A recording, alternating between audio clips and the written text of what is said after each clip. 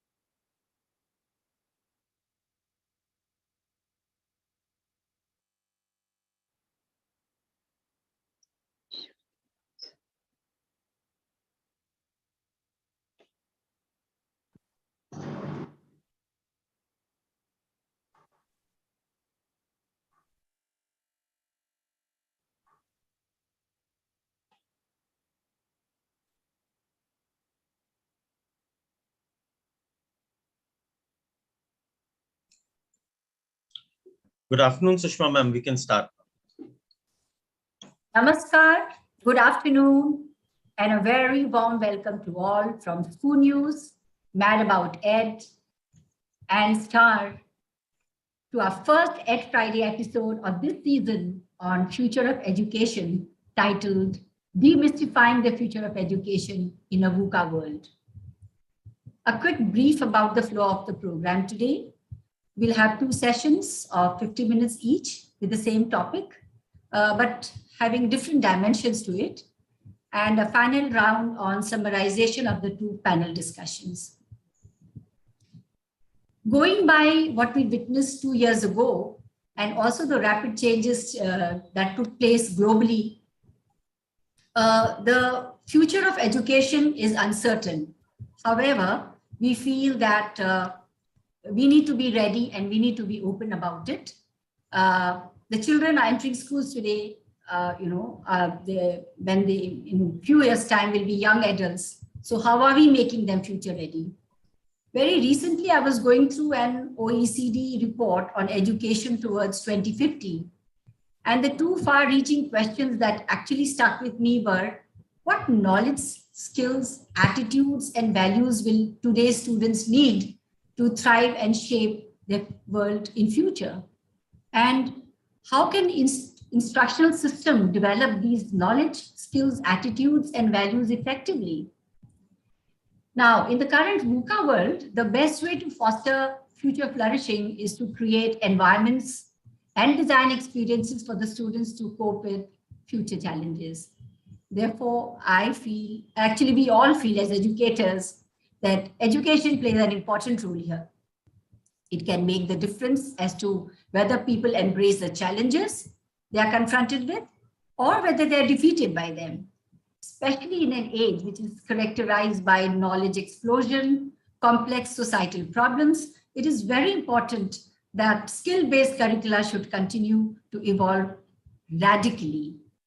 We all know that education can equip learners with capabilities and a sense of purpose and the competencies they need to shape their own lives and also to contribute to the lives of others. So now let's hear from our experts. What are the future skills in education to lead the change? So for our first session, it is my proud privilege to invite Mrs. Seema Negi, Director, Founder, Principal, Sanjeevani World School, Mumbai. So over to you, Mrs. Negi, and I request you to please introduce your panelists. Thank you, Sushma ma'am. Good evening and namaskar, everyone. How rightly said, last 2 years, I think the world was grappling with the waves of change. There was technology, and there was technology. But along with that, we realized how important are our skills. To make our children future ready, these skills will be the guiding light. So today, I have 4 empowered educationists from me. Each one of them is a gem in their own self. So I take this moment to introduce them. My first panelist is Mr. Manoj Acharya founder principal, Kathmandu Global School, Kathmandu, with 26 years of rich experience. As we said, we are going to deliberate about skills. The code that he lived by is winners don't do different. They do the work differently. That certainly demands a lot of skills. We welcome you, Mr. Manoj.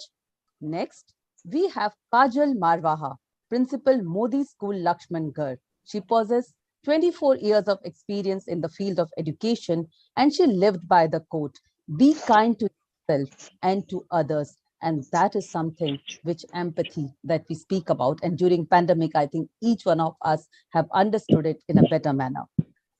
Next, we have Mr. Akash Raut, Principal, First Step IB World School, Chandigarh, founder and school consultant, Borderless Education. With 15 years of rich experience in the field of education, he lives by the quote, the ultimate purpose of human existence is to uplift one another. Indeed, that itself is a remarkable skill. And then last but not the least, we have with us Ms. Ritu Singh, founder principal, St. Lawrence International School, Varanasi, with 12 years of experience. She lives by the quote, wisdom is better than jewels. That's beautiful. So with so much of wisdom and knowledge and skills in this room right now, let's move ahead to today's topic, which certainly is the need of the hour to deliberate. As we all know, the education landscape is changing drastically with new and innovative technological and pedagogical transformation, advent of new instructional strategies, emergence of Web 3.0, collaboration and co-creation, new age learning and assessment, and the change role of teachers have taken the center stage for creating better and more effective learning and teaching experiences. The change is perpetual, and those who want to lead this evolution of education, they have to stay abreast with the cutting edge pedagogy and new tech. Indeed, we as teachers, we have emerged as change maker and the agent of change. So let's begin with our first panelist. I would like to request Mr. Manoj Acharya to please share his opening remarks, his perspective about the future of education and how this change is going to affect each one of us. Your perspective, sir.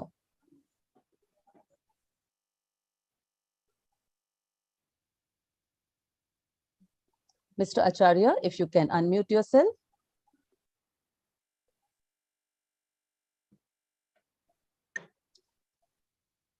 So we can go ahead with, I think there is some technical issue. We can go ahead with Ms. Kajal Marwaha. Ms. Kajal Marwaha, your opening remark on this particular topic. Okay, namaskar. This is Kajal Marwaha, Principal Modi School. May I request someone to help me out with the start of the video? It's required to be disabled. Or is it fine if I'll speak without video? Yes, you continue, ma'am. The technical team will do the needful. Yeah, thank you so much for inviting me to this platform. When we talk about future of education, it is very, very important to understand that we are living in a VUCA world. That is an age when the future is more uncertain than it has ever been before. This uncertainty is because of the fact that the world is constantly changing. With the pandemic and subsequent lockdown, education sector has undergone a major transformation.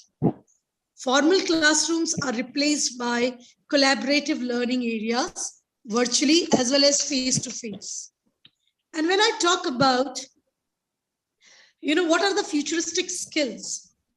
It depends upon the future of the education, also depends upon the future requirement of the world. And there are three major dramatic advances that the world is exposed to. First is technological and scientific boom, such as the rise in artificial intelligence, machinery, data entry. And second, which we all are exposed to, is a climatic change.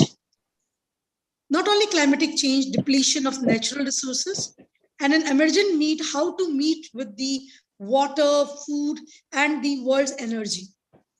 So not only these two dramatic advances that we need to expose to our students, but also an emergence of epidemic and pandemic.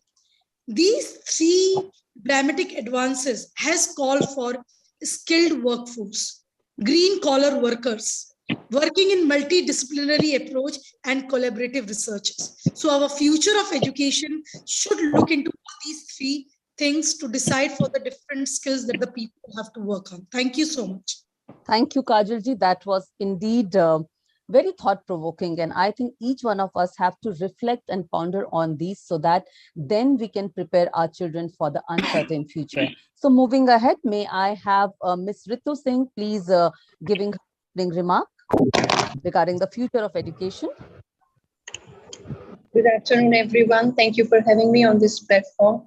The future of education I can see is of more of personalized and individual customized learning with more of technology focused classrooms. We have seen in the past few years how pandemic has changed all the things, the way we live, the way we even think and, communicate with others. The communication has so drastically changed so much.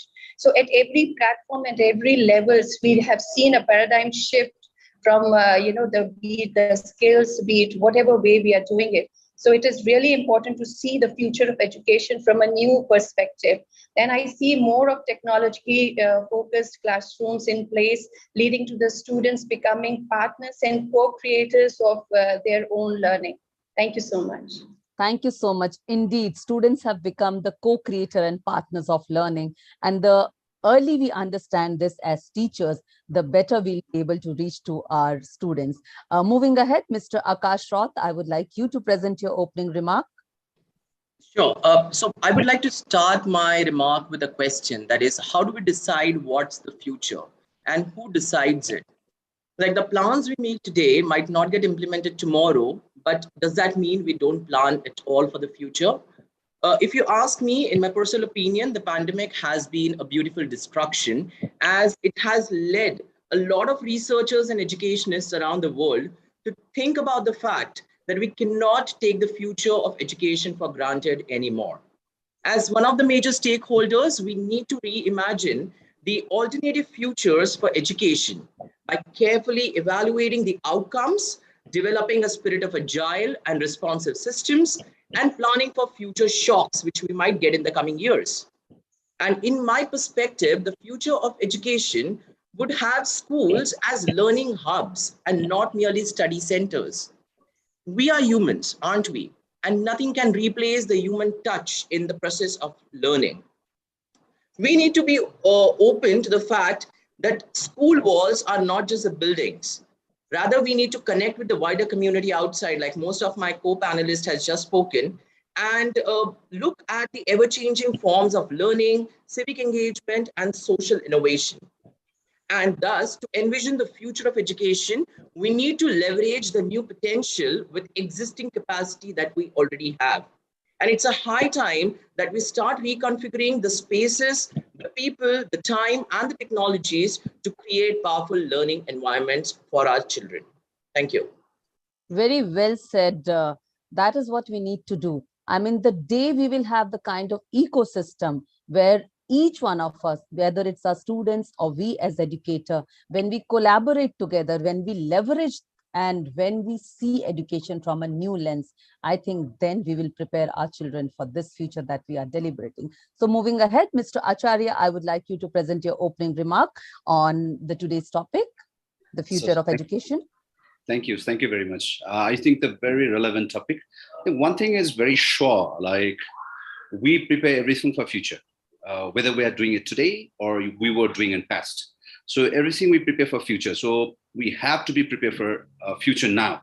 But the challenge is what type of students and what type of community and what type of like things are around and are going to be in the future. I think that is a very serious thing.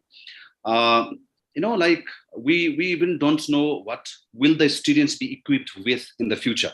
For now, if you see, in past we said like student can do good in this part or this part. We just had a very limited areas and platform for students. But now the students that we are going to have in the future are going to be smarter and going to be very advanced in different areas and aspects. So I think we must be prepared. But the question is, how can we be prepared? But everything that we do for future, and we have to be ready for this one. And there will be a lot of things discussed, I think, later. So let us be prepared, and we have to be prepared. We do not know what type of students we are going to have now. So that's why it's a big challenge. And I am sure like we will learn a lot of things from this webinar as well. Thank you. Thank you very much. Thank you so much. Moving ahead, Ritu Singh, Ms. Ritu Singh, you spoke about technology. You spoke about how AI and machine learning. I mean, we are, if you see, we are surrounded by technology, and we know technology is future. Technology is not going to go away. Though each one of us, we understand that technology will never replace teachers, because one of my panelists spoke about the human touch. That is very important. So would like to know from you, ma'am, how can digital training of students improve the skillability or the skill ability to make students future ready? Right. Skills in technology and, it's increasingly critical for the learners. So these skills combined with your non-technical competencies such as social and emotional well-being too takes a major role in shaping up the students' future, and equip learners with a well-rounded and diverse set of experiences to be ready for the future. So when we talk about the skillability, we need to know what are the future-ready skills for the students. So we ourselves are in so much of changing times that our educational systems have itself been so much of challenged with technologies and trends such as Internet of Things, robotics, virtual reality, and artificial intelligence, the way we live and work. We are in the midst of fourth industrial revolution, and with the coming of right on the heels with digital revolution, it is a high time that our students should be digitally trained. So to be in a successful process of improving skillability through digital training, which is characterized by some of the basic skills that how one learns, how unlearns and relearns, and understanding that the ability to learn is more important than what already one knows. The learners need to equip with an innovator's mindset, acknowledging both failure and success. We understand, like coming in pandemic areas, and this has actually initiated the need more and more of our students to be digitally trained. So the jobs of the future, we know it's not set, we are still not defined. So this means that we must prepare our students with the skills they need, technical and non-technical, same way for today and tomorrow, be it the creativity, be it the collaboration, computational thinking, or problem-solving skills, to name a few. The learners develop well while engaged in technology skills development and curriculum. So what are the areas where we really need to work on, and what are the benefits a student derives by the training of the digital training? It also, reminds me of so many of digital simulations and models a child can be engaged through. So some definitely improves in the communication while, whatever the platform a child is using, whatever LMS a child is using and opting for, also helps in the advanced research when a child is skilled and digitally trained. It's just not the upgradation of skills. It's the, upgradation of all-round development of the child also. So when with technology, research has become quite an effective tool with students also improving on the quality of their assignments and their projects, obviously saving a lot of time for them. And also the acquisition of different solutions and results, making a comparative analysis and putting up an advanced and effective research projects. Even for the terms of assessments, not only the teachers, even when a child is digitally trained, he or she can also access his or her own assessments. He can watch, the students can watch even their progress digitally, and what all areas they have been lacking and what all things they can do. So it's more about taking the ownership of their own learning, making them independent, be it your traditional classrooms or be it your individual digitally trained classrooms. The students have to be independent learners, managing their time well. How can we forget if we are training our students digitally and not talking about the net hygiene and net safety? So that's again goes to very, very important topics. I believe, even I want to quote a simple example. Even in our houses, when we get some of the appliances, you must have seen, everyone must have registered that we get a training manual with that. And you get to see how to handle that machine at the first place. So it also remembers when we were doing our research work, our supervisors, censors used to tell us that before, running any appliance, you need to know the handling and the management of that appliance. So similarly goes with the digital training. All the entire world is talking about how to equip students with whatnot skills and whatnot. But just handling the technology itself is a big, big challenging task. So I would rather put emphasis in digital training. The first aspect I would like my students or our students as educators, as a community, to be trained in net hygiene and net safety. So definitely all those experiences, when a child is digitally trained, he's more engaged, he's more focused, he's result oriented, all those skills come handy. But being educators, we need to understand that, okay, these are the benefits of a digitally trained students. But what we need to give them, do we have that kind of culture, or do we have that kind of pedagogy in place to provide them with such kind of experiences and opportunities? So as educators too, when we are thinking, we need to think of a shift in our curriculum also. So most of us have been doing it, talking amidst such eminent panelists with so many years of experience.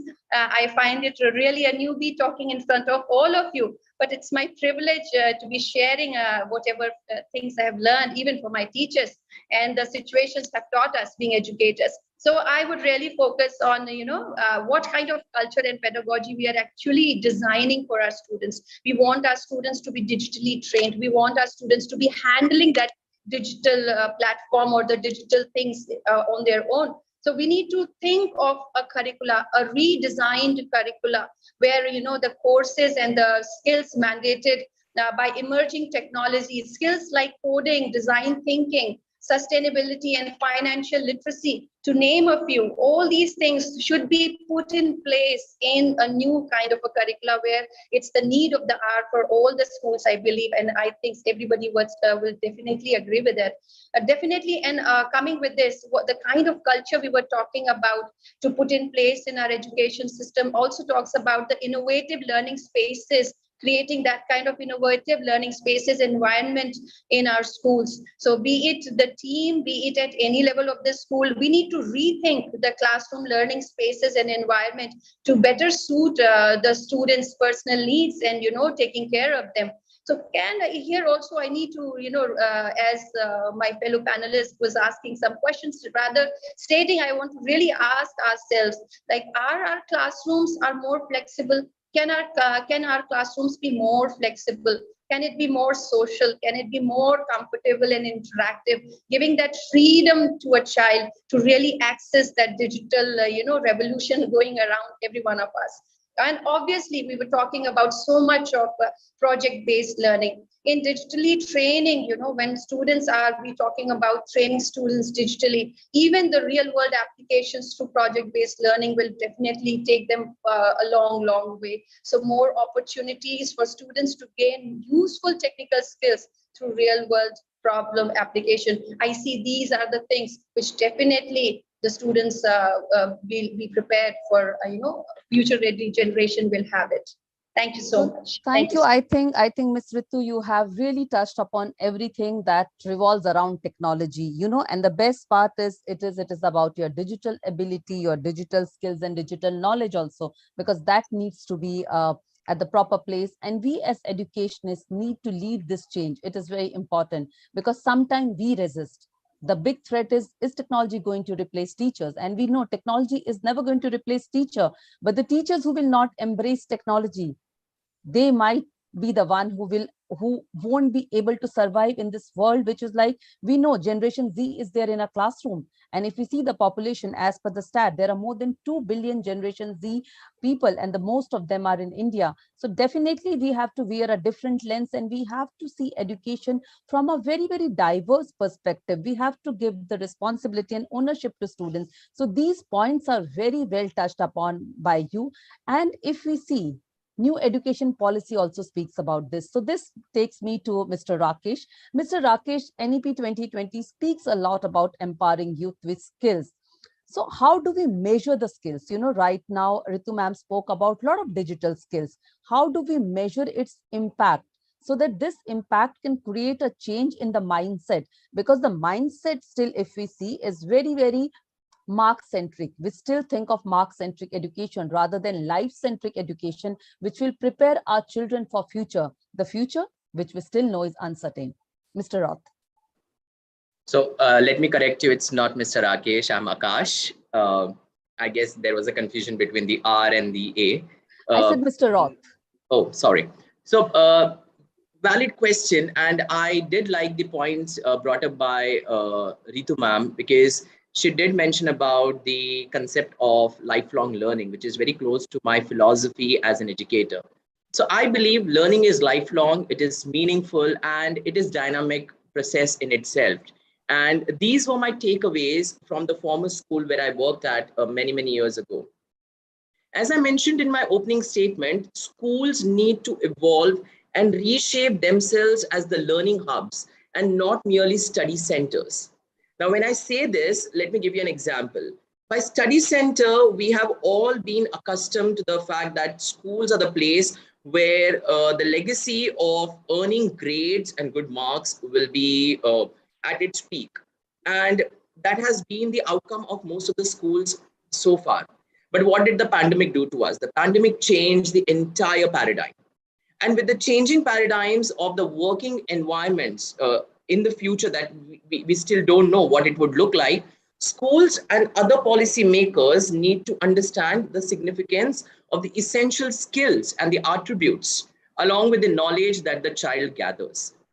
A couple of days back, my students from the higher grades asked me the difference between wisdom and intelligence. And it was such a refined question, which made me think about my own practice. Am I just teaching the students to gather knowledge, or is it with the fact that I'm helping them to be intuitive to predict their actions and their decisions for the future? And that subtle difference between wisdom and knowledge will take them ways apart. So we now need to empower our youth with the necessary skill sets. We all know that.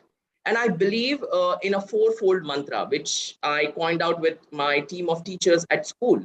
That is helping them learning to know, helping them learning to do, helping them learning to live, and most importantly, helping them learning to be, because they are going to eventually get into the real life after many years of their school and college education. Now, these parameters are essential. They're highly essential to envision and monitor the learning trajectory of our students, no doubt.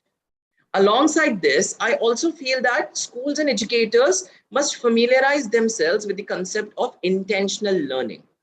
For those who are attending this session, let me just brief a bit on intentional learning. Intentional learning is nothing other than developing a mindset within ourselves and our students of seeing every experience as an opportunity to learn something new and meaningful.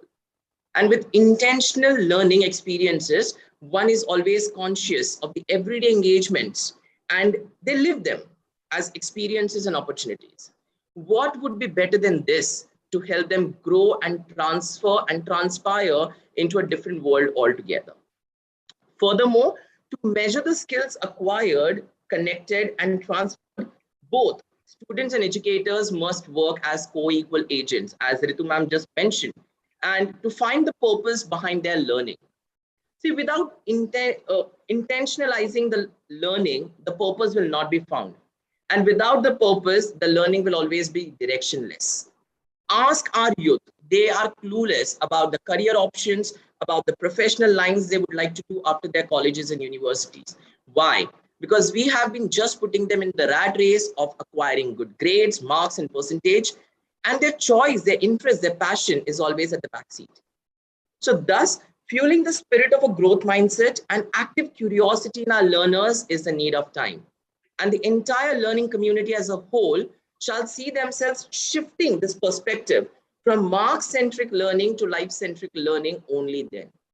I believe this answers one of your questions, ma'am.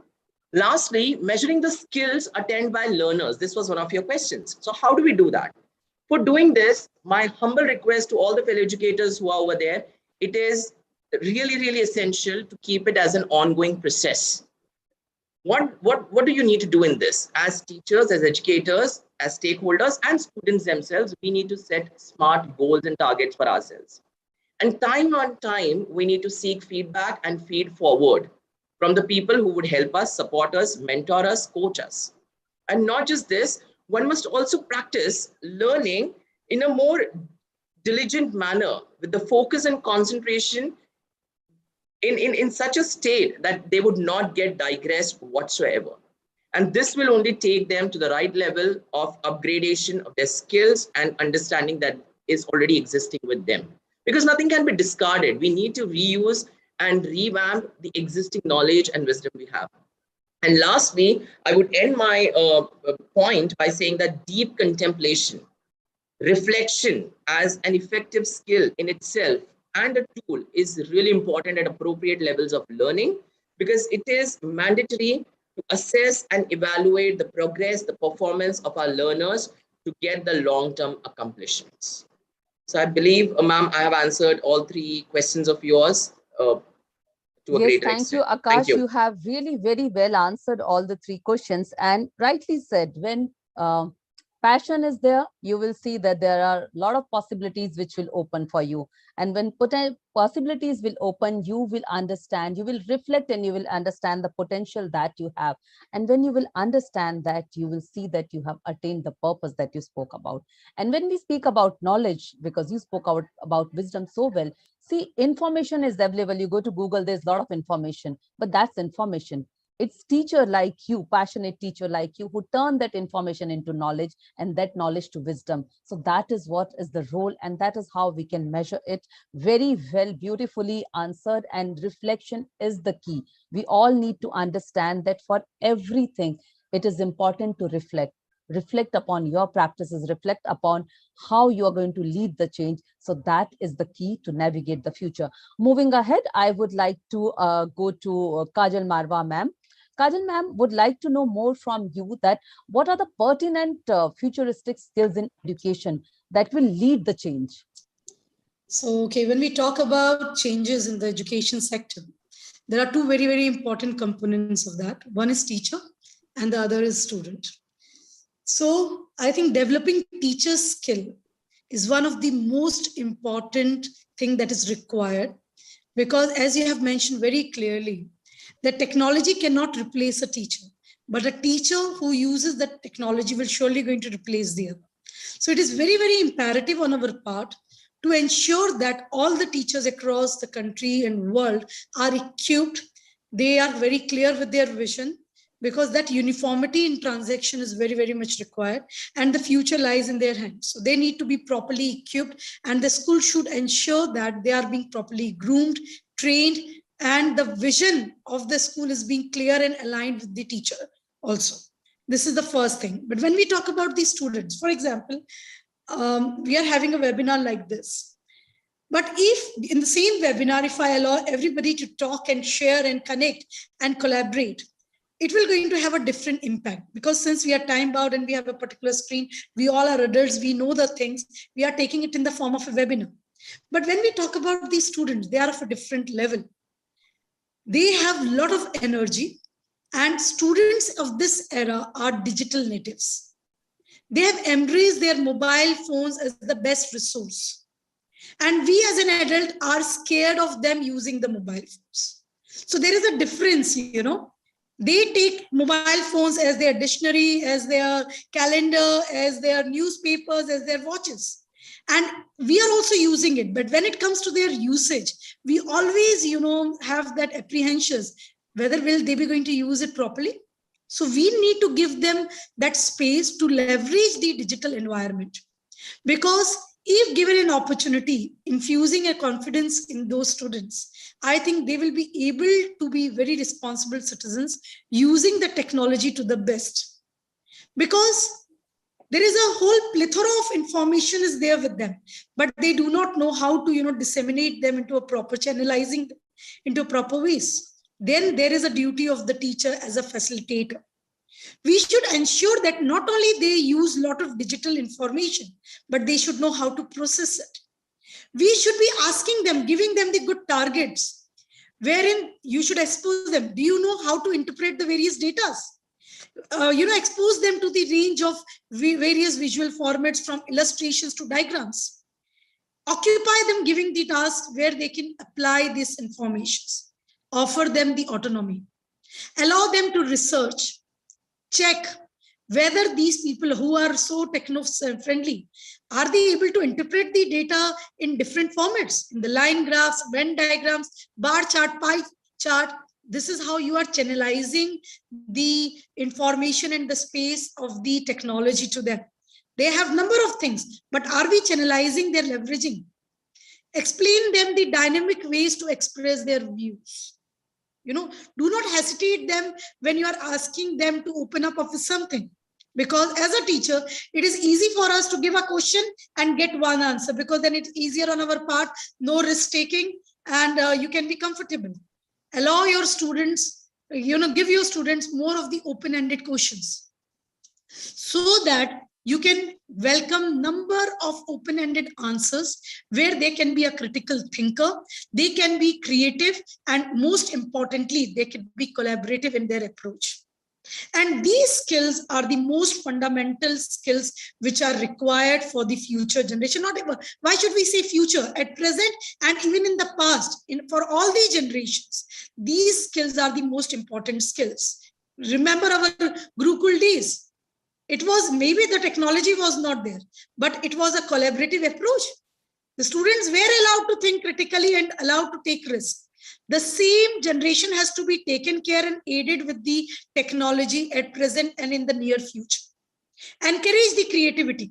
Ask the students to brainstorm. Give them the time to think so that they can be analyzing their skills. They can be analytical and, most important, reflective and responsible of the task that they have undertaken. So I think the most important with us to reorient an adult like teachers, principal, parents, to allow them to be a risk takers. Please allow them to be an independent researchers. Allow them to be, thinking out of the box, different from the books, and giving them the projects which requires a lot of collaboration, lot of, brainstorming. And this will help them to adapt to the new situations. As the pandemic is there, VUCA world is there, what is more important? That our students become resilient. Our students should not be dependent on particular resources. They need to create their own resources. They need to be adaptable. They should be very, very, skilled people who can take their decisions effectively. And vocational courses, as NEP has also, emphasized on the vocational courses. Now, nobody is thinking about joining the corporate world. The people are, looking up for the own entrepreneurships and these skillful jobs. So the paradigm is changing now. The thinking process is completely changing. And it is only because they are well connected. They are very, very well connected, and they are creating their own world, which in spite of having a lot of uncertainty, they know that how to make use of that time. Look at the lock time period.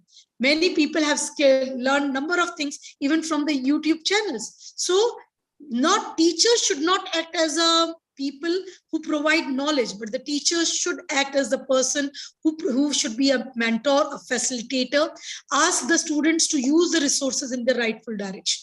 Thank you so much, ma'am. I think I have already taken up your pointers. Thank you. Thank you so much. And rightly said, I think each one of us, we agree to one common point that we need to let our children be. I mean, they need to be risk taker. We need to give them that autonomy. We need to give them the gadget which we are always scared of. We have to trust them. So it is very teach them how to use the technology with a mindful manner, and we have to trust our children. So moving ahead, we have Mr. Manoj Acharya, who has joined us from Kathmandu. Mr. Acharya, I would like to know from you, we all are discussing that the future of education is uncertain. The future is uncertain, though, from the perspective of jobs also. But to overcome this uncertainty and to make our children navigate their journey without any obstacles, what innovative method you are following in your school that can be a guiding light for all of us who are attending this session today? Thank you, Sumaji. Like you have said it, future is uncertain and even it is unpredictable. But we have to accept it. The main thing that I've found is, what is future? Is it going to be for 5 years? Is it going to be for 10 years? Is it going to be 15 years and 20 years or 50 years? We do not know. So how should we be prepared? I think the first thing is we have to teach them to be a human. We have to teach them to be a human and accept the change, because you never know. If I pick a point, please, I suggest you not to take it otherwise. Maybe there will be times in future where the owners of the school will be recruiting robots to teach. What will the teachers be doing? If we talk about the technology, there'll be no need of teacher. A smart robot can come to the class, elaborate that. But can we teach them to be a human? And every time we have to make sure that the students are ready to accept the change. Change is inevitable and it is happening every time. So tomorrow, next day, every time, the students must be prepared to take the change. And one thing that we have been doing is, like we always discuss, there are different level of students, right? We say there are students below average, average, and above average. We do not consider that. Now, on what base, on what grounds do we call students below average, average, or above average? We have been following one particular teaching pedagogy, methodology, and we do the assessment and we have a result. And on the basis of that particular result, we call students below average, average, and above average. Now, I think we have to change it. Now, for the future, it's necessary that we change the students and we need to categorize. We need to categorize, of course, students. There are students, there are different kinds of students in the classroom. But yes, let's categorize them as the kinesthetic learner, visual learner, and auditory learner. There are students who can learn by listening. There are some students who can learn by doing, and there can be some students who can learn through video. Visual learners are there. So I think we have to prepare our students this way. If we just run behind technology, we never know what type of technology will come. Just before pandemic, many of us were not very aware and sure about Teams, Zoom, a lot of things. And there are a lot of technology offered, and you never know what type of technology will come. So that's where we have to make sure that change is necessary also, and we have to be prepared for that. And another thing, what I find actually is, as I told you before, the students were handled is the parents wanted, or is the school wanted. I want to come to school. I want you to come to school on time, dressed up, do this one. These are the targeted goals and objectives for us. So that was what the goal set by a school or parents. But I think that is what now we have to break. We have to teach from students' perception. Because now in the future, the students, they want different kind of thing. We can never imagine. Sometimes I'm very scared, like I'll be outdated for a student. You never know, like my grade 1 student, when they go to grade 10, I don't think they will accept me if I do not change, if I do not move according to time. And I even do not know what type of students will be produced at that time. And another thing that hits me is the student who is in grade 1 right now, parents, they come with certain expectation, what to do. And I say, like, let's go on teaching. I don't know what type of market will be after 15 years for them or 20 years for them to do. So let's be prepared and let's make them prepared. So that's what we talk. May I request the audience to please, requesting the audience to please keep themselves in mute mode. Okay. Requesting the audience to, yes, I will. May I request Kritika Sharma to please keep herself on mute mode. Kritika Sharma, please keep yourself on the mute mode. Kritika Sharma, please mute. Can I continue? Continue. Continue. The flow is lost somewhere. World. No problem. Yes. No problem. Yeah, and another thing, like you're talking about my school, right? But as you shared, and as I'm attending this webinar and listening to the panelists, this eminent people around, I'm a little confused as well. Like, now what to do? That's very important. And what should be changed? That's what, like, first thing, is it government, or is it community, parents itself, or other stakeholders? What about teachers? What about students? What about pedagogies? What about technology?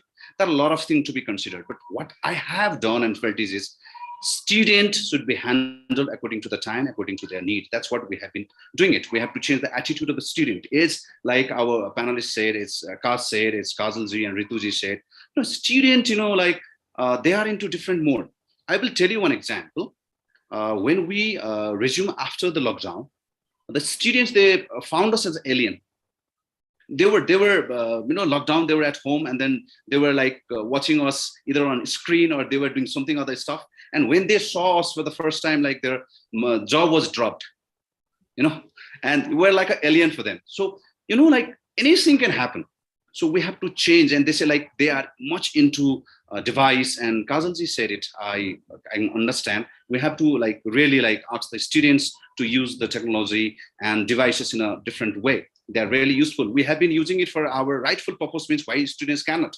So I think now that is one point. Like, when we talk about what can we do, is we have to ask the students to use the device, but for the rightful purpose. And teachers are to be changed, and that is what we have asked our teachers to do. And teachers are adopting the method that is required for the student of this generation. I'm again coming back. I'm not preparing, or I'm not delivering the education that is necessary for next 5 years or 10 years. I do not know, because what happens next year? I'm teaching the students of this year. And again, next year, I'll have another plan, because the students, they are changed. Parents, they are changed. The need is changed. Everything is changed. Earlier, when the parents, they used to come to our school and say, seek for admission, sir, I want academic excellence. Now they say, we want excellence in every aspect. So that's what we have to see now. What is the need of the community? What is the need of student? Again, like, if we sit together and plan, let's do this one. This will be again spoon feeding for students. Let's prepare. Let's have certain a common technology. Let's have a common method. Again, this will be spoon feeding for a student. Where are they again going to go beyond? When are we going to address them according to their need? So that's what we mostly focus. Like, the students' needs should be focused, and we have to address them. I think, Mr. Manoj, you have really touched the right thing, because definitely with this generation, we do not have to go ahead with spoon feeding. I think the learning will become very dynamic. As Akash also said, the learning will be dynamic. The learning landscapes are changing. The teachers are the co-creator. So with, the kind of inputs that each one of you have given, I think our audience has a lot of takeaways with that. But still, keeping the paucity of time in mind, I will just come to you. And if you have to give just one key mantra or golden nuggets to our audience, what would that be?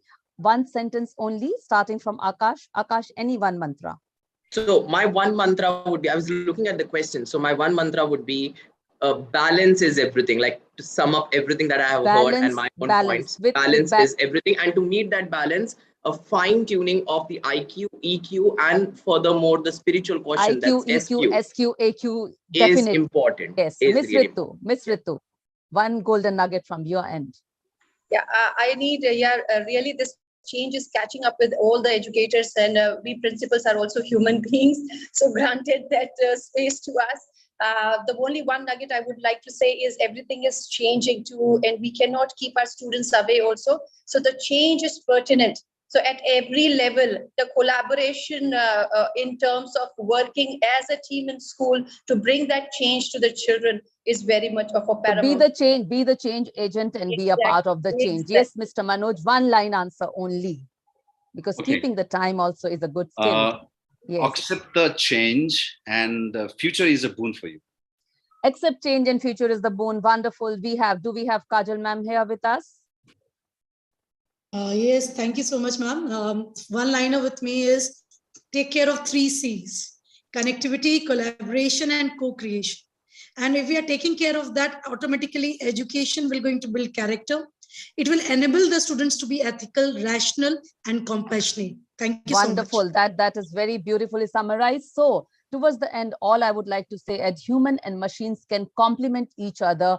And this collaboration will definitely increase the productivity. Yes, maybe one day we'll have robots at cohorts, they will be our colleagues, but that is not going to take away teachers.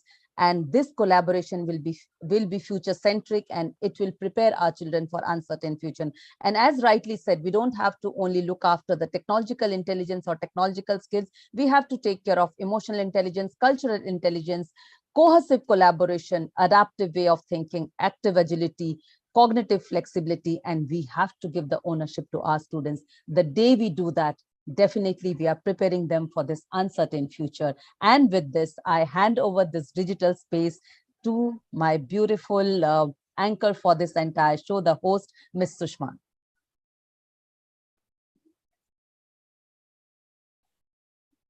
Very insightful, thought-provoking, and absorbing session. Thank you very much, all. And I think I agree with all of you that to navigate future skills, I was trying to summarize some of the points.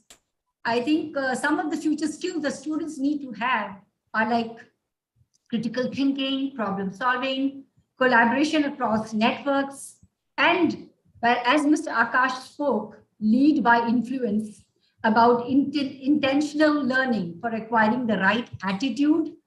I think that is very important for more agility and adaptability. And of course, reflection for navigating the future. And one more thing that I think we need to really focus on is soft skills. That is, and is also the future of, in future, that is an important skill that needs to be honed in our students. And another important thing I feel is students should have curiosity, imagination, creativity, and independent thinking. And if you club all these skills, they can fall into three categories, of cognitive and metacognitive skills, social and emotional skills, practical and physical skills, in addition to this, whatever we have been discussing, there will be new demands on schools, because the curriculum will also be, will need to be a little more flexible. It will need to be decentralized. And there will be, I guess, more blended learning activities fueled by technology, and that will cut across many boundaries. And I also agree with you, Ritu. Technology is the one of the main constituent for shaping the educational ecosystem today. And with the advent of new age assessments and instructional systems, the future of education is going to be dynamic and bold. I think you all agree with me. However, we cannot discern how well we'll thrive in it, because the rapid rate with which the technology is advancing, our skills are also getting outdated. So staying up to date with the changing trends in emerging technology is not easy, and incorporating it into the present teaching and learning mode is also challenging and demanding. But yes, because if we keep abreast of the latest challenges with an open mind, I know we can do it, and we can prepare our children to be future ready. Thank you all for your inputs. And I will now request Mrs. Negi to jot down her summary points of this panel discussion with her team members, and which will be shared at the end of this session, second session. Thank you.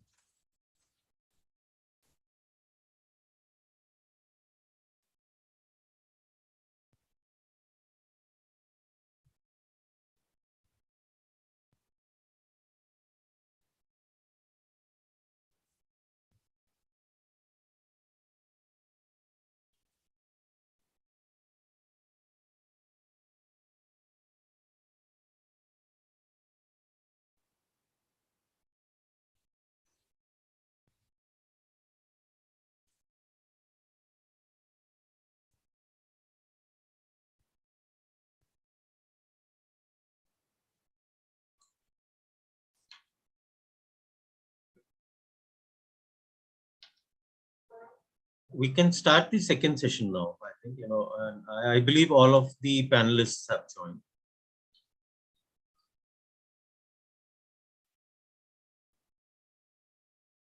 Can I request all the panelists and the moderator of the second session to please start their video?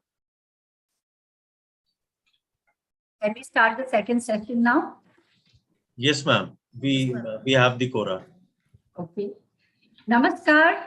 Welcome once again to our second session, which will shed some light on future learning systems, titled A Peek into Future Learning Environment. As long as education has existed as a formal institution, educators have wrestled with challenges or strategies regarding the best way to impart knowledge and to foster intellectual acumen. We all know that education landscape is changing drastically as the use of technological tools have spiraled, leading to an upsurge in digitalization of teaching and learning, especially over the past 2 years. Every stage from pre-primary, primary to higher education has undergone a dramatic shift towards the digital mode of teaching and learning. Students' preferences have changed, so also the teacher profile.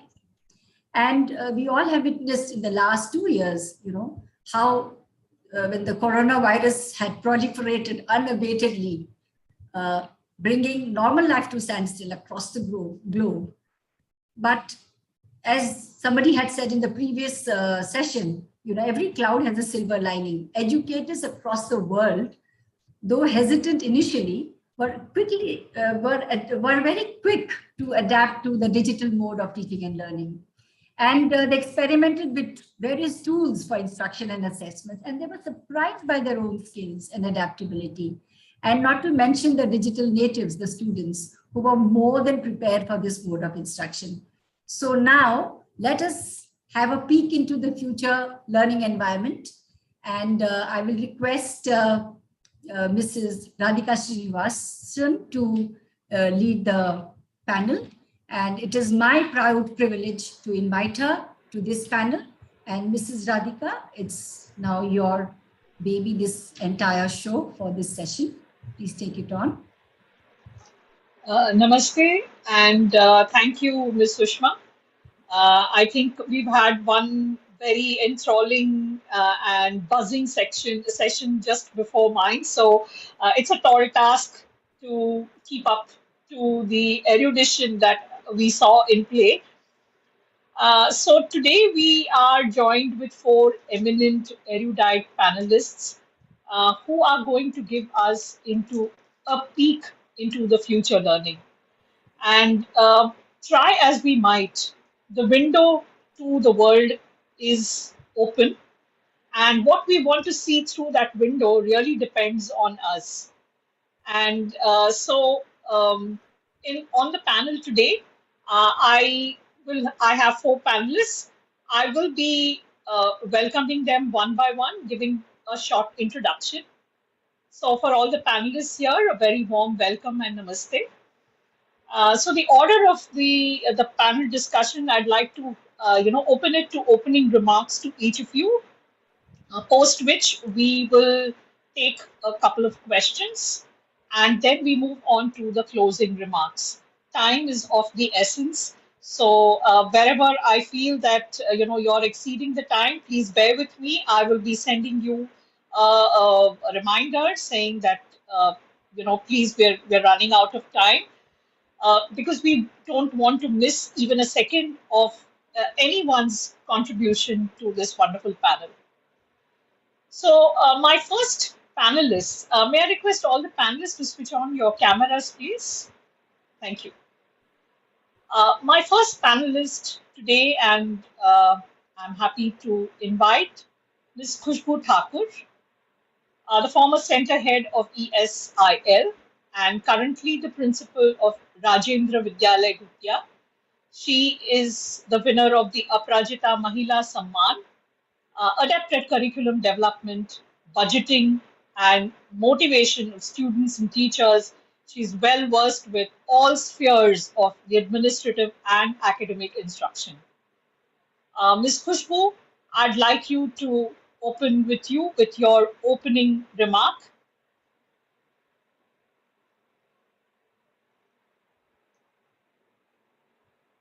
overwhelming introduction. A very warm good afternoon to everyone present here, the esteemed panelist, the host, and the participants of the day. I think that a principal who is the teacher first is the best principal a school can have. So today we all have gathered here to discuss that how will be the environment of education in coming future.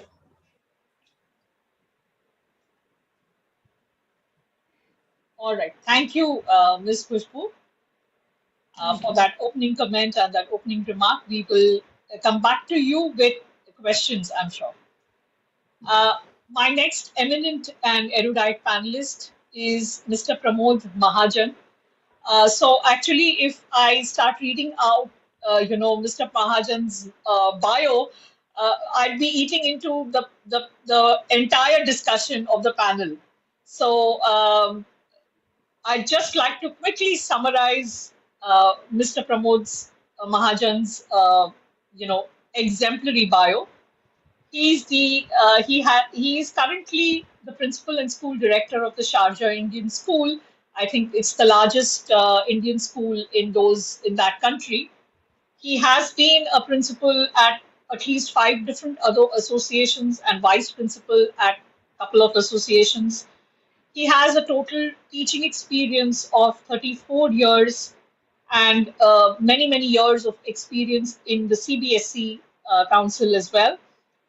He has a number of scientific achievements to date, and he has eminent qualifications, including a master's in physics, education, creativity, metaphysics. So, welcome, Mr. Pramod, and over to you for your opening remarks. Good afternoon, good evening, salam alaikum, namaste, namaskar. This is Dr. Pramod Mahajan, and my opening remark is, future is uncertain, but yes, learning will go on. So for that, what sort of learning? Learning should be flexible, effective and efficient engagement of the learners, hyper-personalized adaptive learning, and reflective aspects. So that will lead the future. Be futuristic, be future fit. Thank you. Thank you, Mr. Pramod. Indeed, very succinctly expressed. We move on to our next panelist, Mr. Rajeev Singh. Mr. Rajeev Singh is the principal of the Skylark World School, Lucknow. He is currently pursuing a doctorate in mathematics, and many kudos to you, sir, for continuing to be a learner. He has been certified by IIM Kozhikode and the Harvard Graduate School. He has over 22 years of experience, and he has won many accolades and awards, including one from the UP Governor, Mr. Ram Naik, for innovative teaching and learning. Over to you, Mr. Rajiv, for your opening remarks. Good afternoon, ma'am. Thank you very much. And it's really my privilege that all such experienced and eminent members here. More than a panel member, I'm looking forward to learn from you all and from your rich experience. I would simply like to quote a line from Dr. Nelson Mandela, who said that education is the most powerful weapon which you can use to change the world. And we are now changing the trends of the education. So that's great. I'm really looking forward to it. Thank you.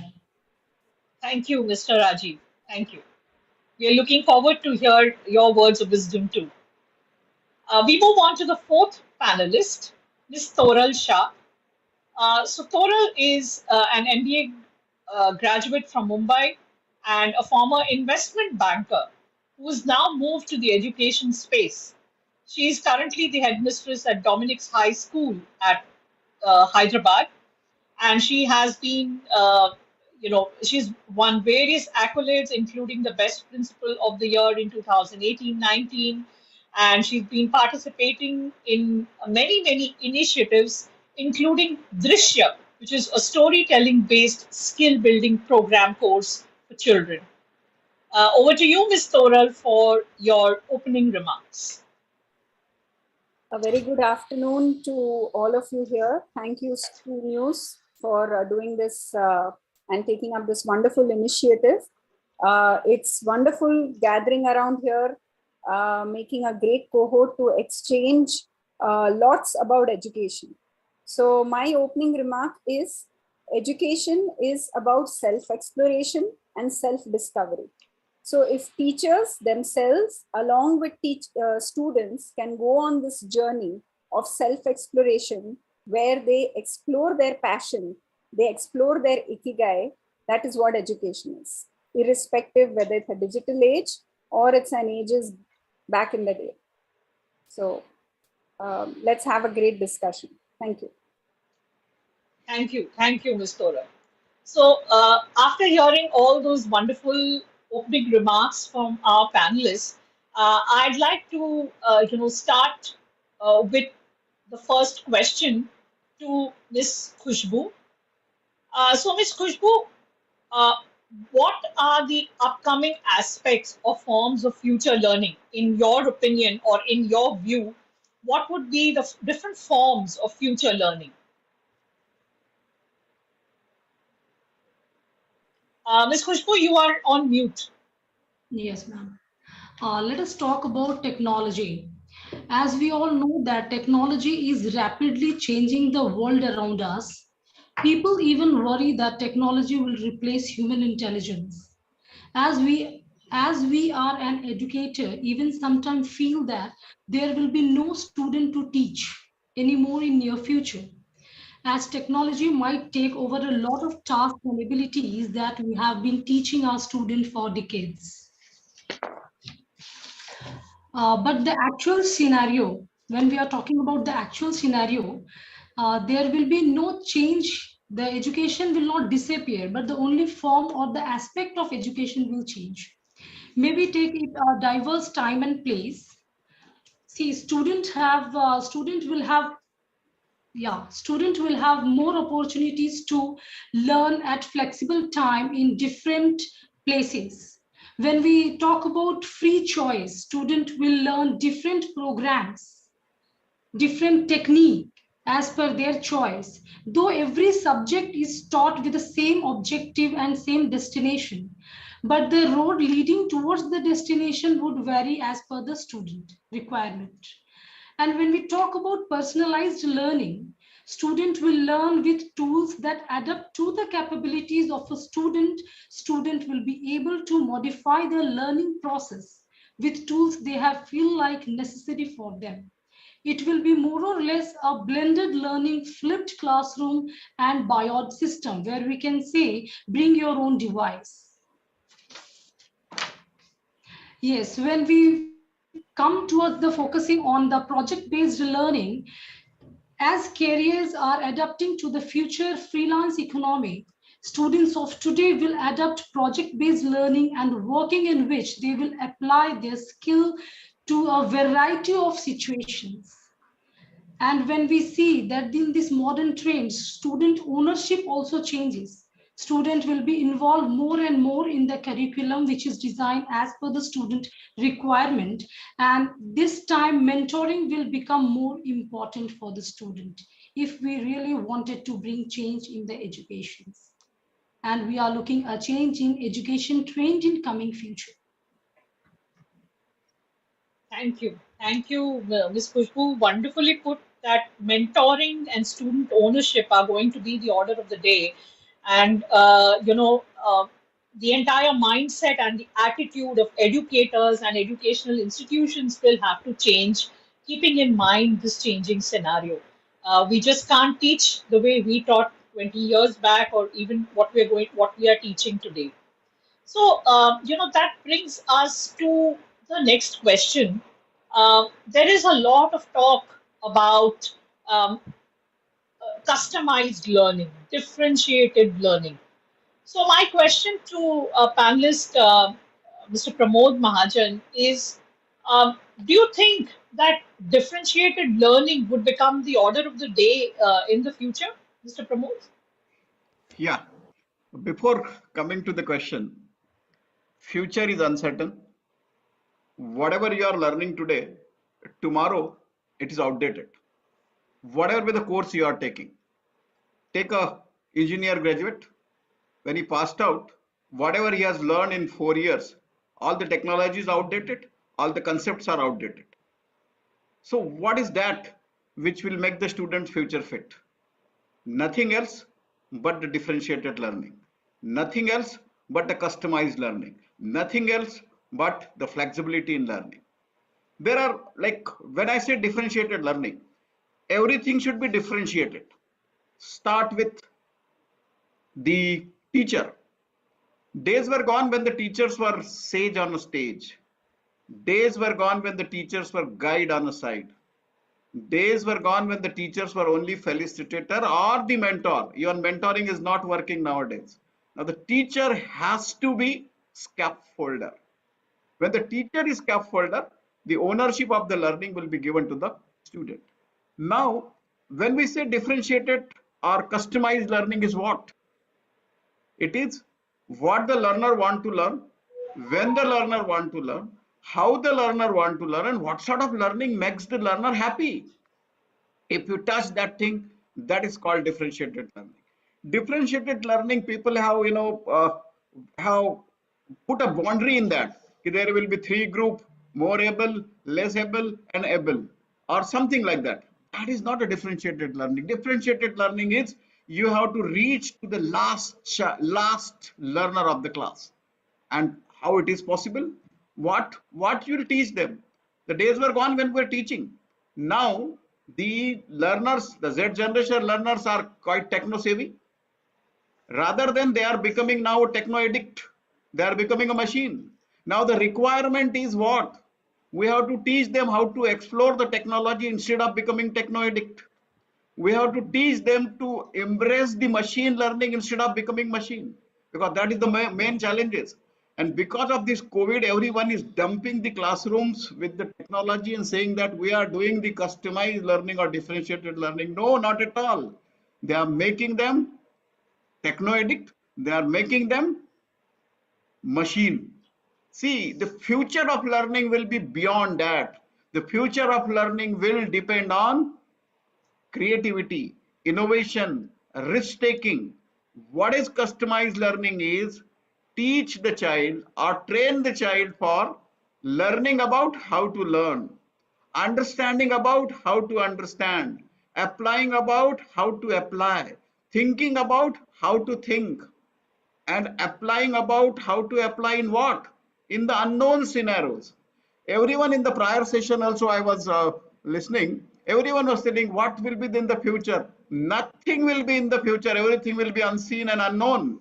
So the students should be scaffolded in such a manner that whatever they have learned or whatever they can research, they can apply in the unknown situation with the smiling face. That is differentiated learning. That is customized learning. And how to do that? Give the complete ownership to the learner, give them the complete space, go as per the hyper personalized adaptive style of learning with their pace and speed. And as a teacher, you should scaffold. I wanted to quote one of my mentor, Professor Sugata Mitra. He proved to the world by his experiment, hole in a wall, that learning happens naturally, and minimum intervention in the process of learning brings maximum learning outcome. What does it mean? Who has given the right to the teachers to interfere maximum in the learning process? Nobody. Now this technology and this pandemic has proved that yes, all the schools were closed, but schooling was going on. All the schools were closed, but learning was going on. Who made that? Who made that successful? Teachers. But in what way? By scaffolding the students. Learning, in the process of learning, technology plays a vital role. But more than that, there are many things. Many things is what? Internalizing the concept, understanding the concept, doing the experimentation. That is differentiated learning. Enjoy their mistakes. Let the child commit the mistake, but scaffold in such a manner that the child should not repeat the same mistake again. When the child is not repeating the same mistake again, means what the learner is doing? Going to the root cause of the mistake, why it went wrong, and what are those aspects which should have been avoided. Then they will redo it, they will review it, they will revise it, they will reinvent it, and they will recreate it. That recreation is the differentiated learning. And in that, trust me, the backbencher will play a vital role. In that, trust me, those students who to whom we unnecessarily blame them, they should be in the remedial classes and this and that, they will do the wonders because their originality matters. So the differentiated or the customized learning depends on scaffolding, taking into consideration whatever way the future is.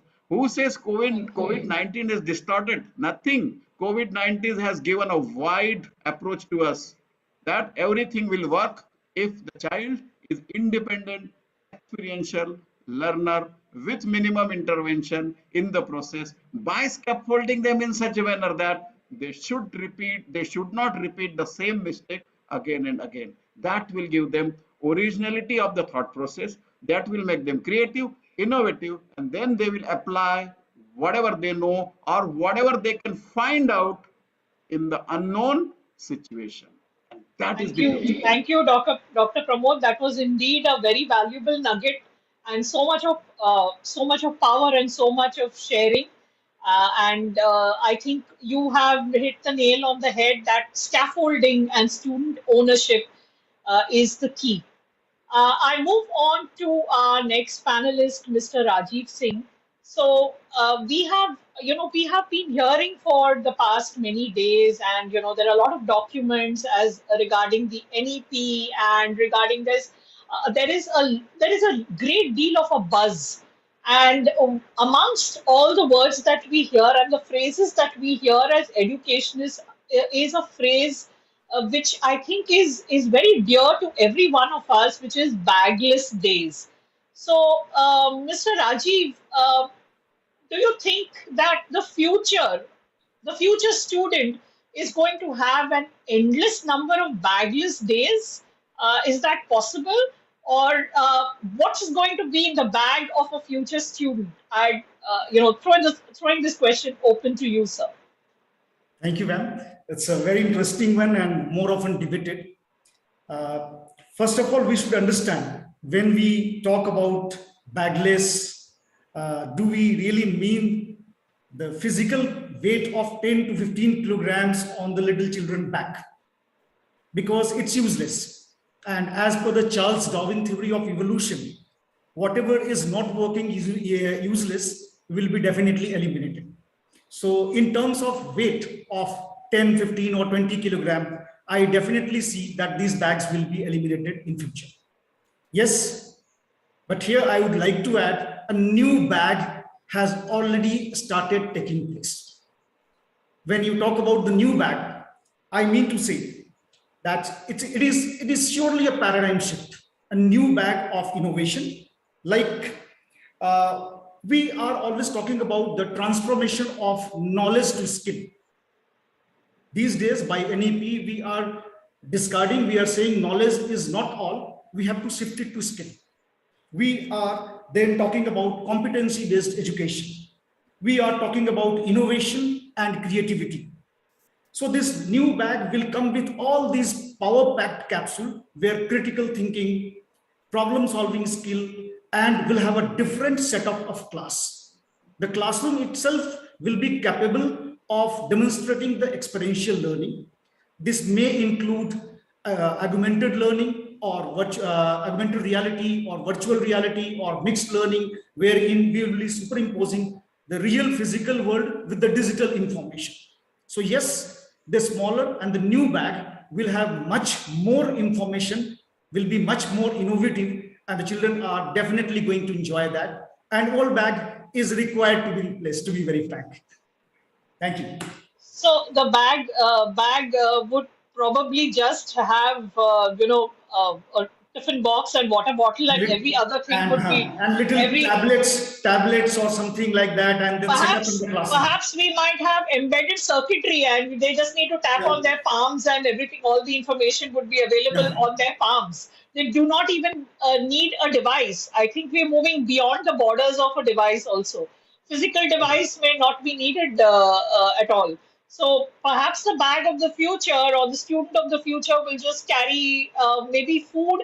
And in case we are looking extremely futuristically in a sci-fi world, all the food that a student needs will be in one small capsule, and he will just need to carry that capsule in his or so as you mentioned Darwin and Darwin as evolution, already people are talking about the jawline is changing because we're not using our last teeth, we're not eating the kind of food that our ancestors used to eat. So perhaps the future, maybe not in human time scales, but predicting what Darwin said, that we might have different jawlines because we're going to eat smaller meals and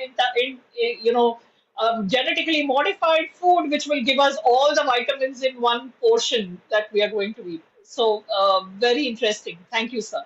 Thank you. My next question goes to Ms. Toral. So, Ms. Toral, this question has been avidly debated amongst academicians.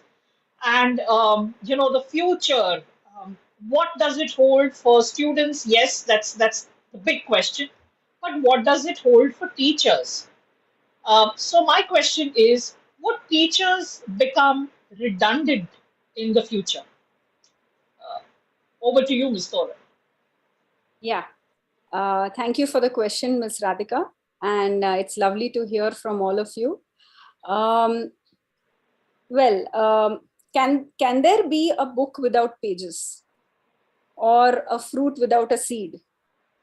Yes, same way education is not possible without a teacher, right? Irrespective of the age we live in. We are all bombarded with, the advent of technology and the ed tech and all that. And that's kind of intimidating, definitely. But we should be rest assured that with all this information that we are surrounded with the Internet of Things and robotics, virtual reality, well, teachers are here to stay. And this is definitely reassuring for all the stakeholders of the education system. That includes the parents, students, and the teachers themselves, and the teachers' families. Okay, teaching is a very, very noble job, a very professional job, sometimes thankless. Yeah, but we are at par with the soldiers and doctors of our country, right? And we are doing something which is unquestionable and absolutely something that everybody should be grateful to. So I am happy to take this question to say that no, teachers are there for sure and forever. Yeah. So everything is moving at a dazzling speed of light. Now, where the pandemic acted as a pause for reflection for all institutions of education, schools, educators worldwide, it was a complete disruption. So it was this time which gave us a lot of reflection, as I heard some of my fellow mates talking as well about it. And where we stand, it's giving us a reflection of to understand where we stand at this moment. What have we done with our lives so far? And where do we need to head next? Pandemic acted like a catalyst, which has expedited the shift and the change in education, which the whole world is talking about for the longest of time. So living in an information age where content is available at our fingertips and has made most of our teaching methodologies and syllabus irrelevant, the advent of EdTech has provided new methods of learning and teaching, resulting in autonomy, independent research, affordability, accessibility, convenience, all for teachers and the learners. Yeah. So the world, which is so information rich, turning virtual in every way, is perhaps alerting humans to look more within, to discover who we are as a person, where do we belong, how do we coexist in the environment, and how are we contributing to the environment, and what is the purpose that we are serving. So the discovery, I have to say, what is education and what has the teacher's role in it, is just to discover yourself, discover oneself through one's own work, deed, and creation. So this goes to say that education is a lifelong, endless process of self-exploration. The power lies with the teacher to make this happen for her learners at a very young age. You cannot expect robots to do that, right? Empowering, motivating the students to speak their minds and hearts out in a very safe and non-judgmental environment gives birth to a society which is very unique, genuine, and creative. This is something that technology can't take over. So with the advent of EdTech, in the dawn of this digital age that we are in, there have been many questions in the minds of all the stakeholders of education. For example, as Mr. Rajeev Singh answered, will we go bagless to school? Will there be any books? Will we just learn something from something like Kindle? Will everything be replaced by technology? Will we be taught by robots?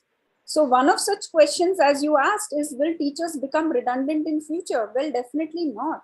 As a matter of fact, I see technology, devices, media, etc. go hand in hand as a friend or as an assistant to every teacher to improve the teacher's productivity and efficiency and helping her to do much more to make her and her students' life relevant, enjoyable, and sustainable. So teachers actually spend lot of countless hours, right? Some of us have been teaching, right? We spend lot of our hours to assess the skills and areas of improvements of our students. Yeah.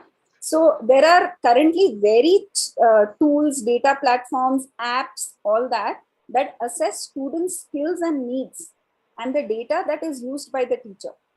So sometimes harmful studying trends do not appear to be apparent to the teachers for months, but these tools use real-time information and data that can help the teachers discover the students' strengths and weaknesses and even signs of learning disabilities, setting in motion proactiveness to help. Yeah. So EdTech actually helps the teacher do the job much faster, easier, less burdensome, and also convenient. Since it will take over all the mechanical, routine, and monotonous repetitive tasks that a teacher does on a regular basis, like attendance, reminders for projects, assignments, delivery of explanation by showing standard videos, timetables, homework submission, homework checking, grading system. So over a period of a very short time, teachers would have a lot of time at their disposal to direct all these efforts where they were spending so much time on all these monotonous areas to areas which are critical for children and which cannot be done by machine learning. Now, what are those, right? So some of those are creativity, understanding emotions of the student, building strong relationships, ensuring mental and social well-being of students, collaboration, listening, empathy. These are all soft skills which can be taught not by technology, right? It can be taught only by a human being. So to sum it up, it's not about complicated algorithms or complex technology. It's just basic. Teachers and EdTech are working together. They are not working against each other. And that makes it a mutually beneficial relationship, providing the best to the student. Thank you, Ms. Toral. I'm sure that many of us, all of us, are teachers, and many of us are very, very reassured by that. Yes, the role of a teacher is ever changing, as it has changed from over the decade. And now, earlier the teacher was the only sole source of knowledge, and not any longer. Knowledge is at the fingertips of every student and every learner. So the roles are changing, and we really need to look at humanizing education, and get rid of the dehumanizing aspect of technology. Technology somehow can, if if left to technology, the whole process of learning could get dehumanized, and teachers have that very powerful role of making a difference. So thank you, Ms. Toral. Uh, we now move on to the second set of questions. So again, in the same order, my question goes to Ms. Khushboo. Ms. Khushboo, what in your view is a smart learning environment?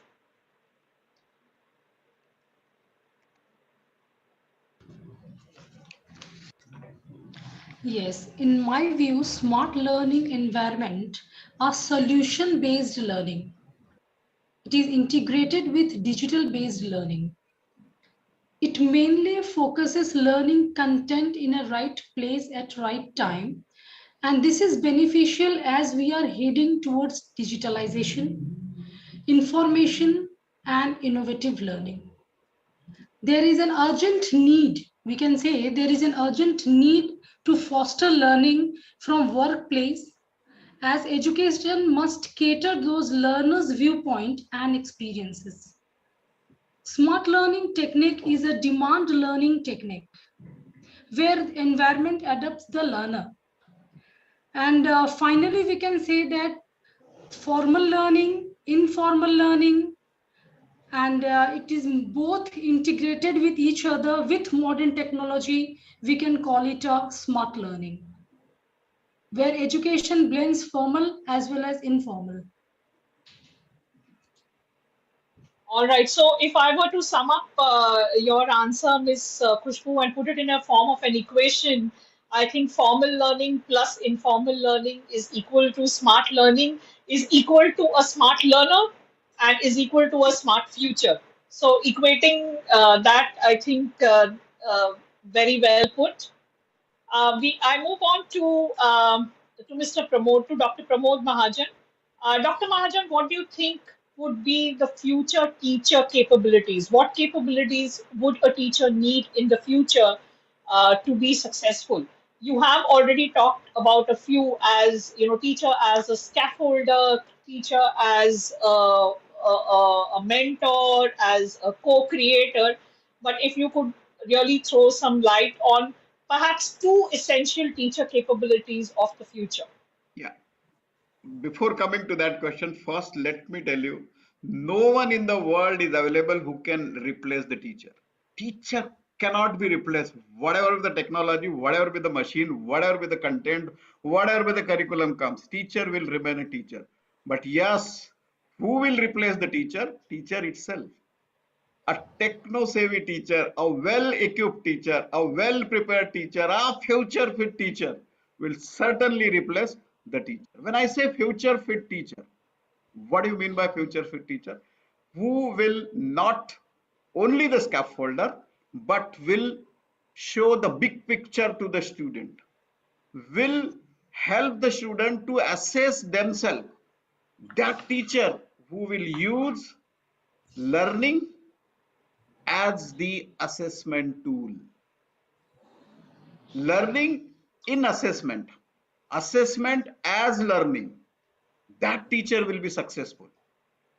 That teacher who will allow the students to frame their own question paper and answer themselves and evaluate themselves and then find out where they are. What I mean to say, that teacher will be successful who will be assessing the student for those concepts which is unknown to them. What is going on nowadays? We assess the student what is being known to the child. Whatever we are teaching them, whatever we can say worksheets we are giving them, model questions we are giving them, and we are asking them. No, they should be assessed for unknown things. A teacher who is showing the big picture, asking the big question, and scaffolding the students will be successful. That is the first criteria. Second criteria, that teacher will be successful who will be working with the learner, not holding the hand of the learner and taking them to as per his or own way of learning and taking them to the desired level. No, not at all. Showing them the path. This is the way, this is your capability, you are here, and this is the way by virtue of which you can reach there.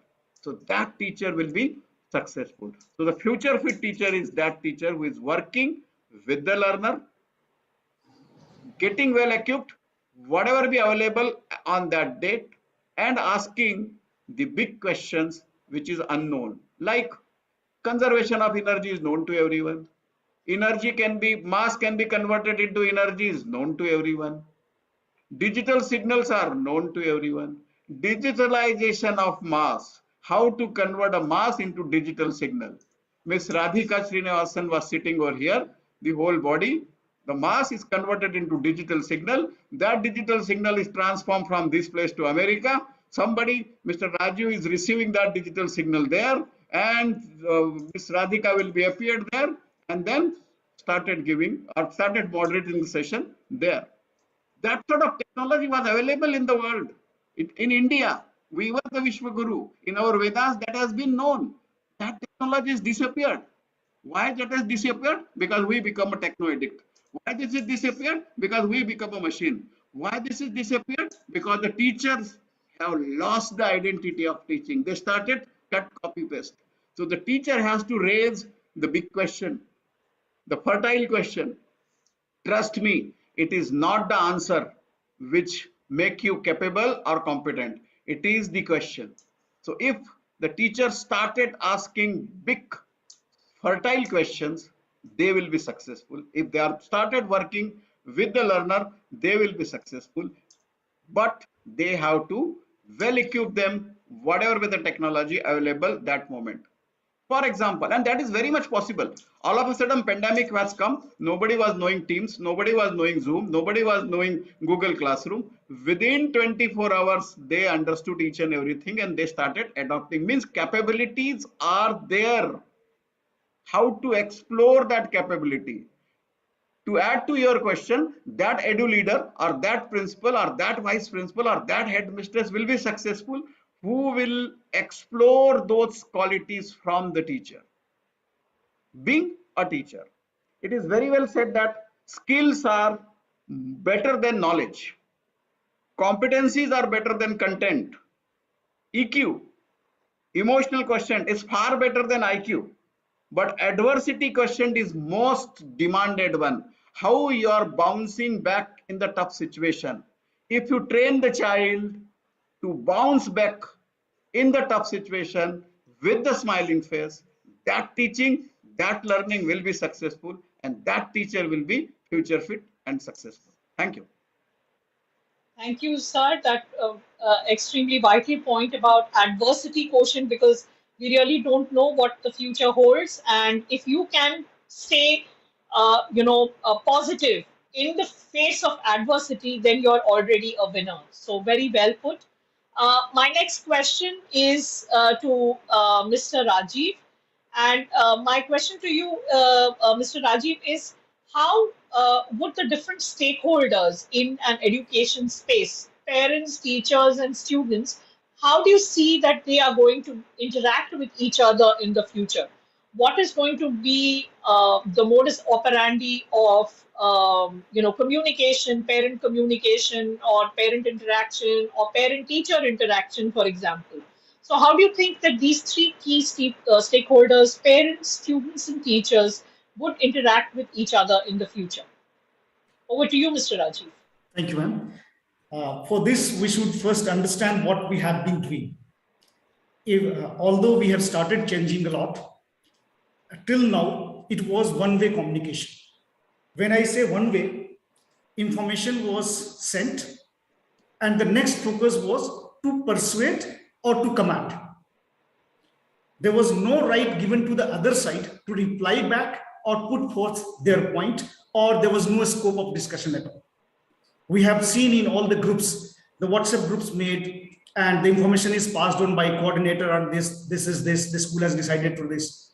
There is no scope for the parent or the student to put their choice. So as of now, we have been totally following the one-way communication. And definitely, this is not going to work when we are talking about future education.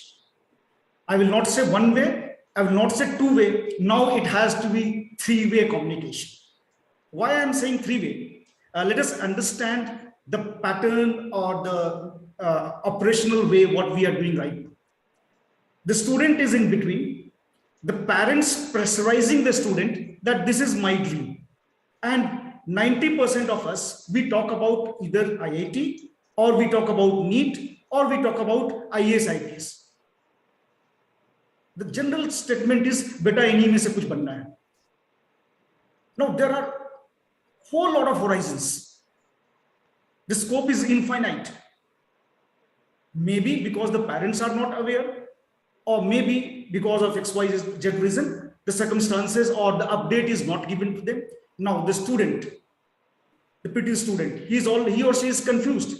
Now the student comes to teacher. He or she seeks the advice. What the teacher is replying? Okay, this coaching institute is better. This will cost you less. Go to this institute and you will get a good score. The whole lot of focus is on score. And what is this score? Score is merely a number which tells you that you are the top and you are the bottom. It does not give us any evidence. So what I feel, this future education system, the communication is definitely going to be better.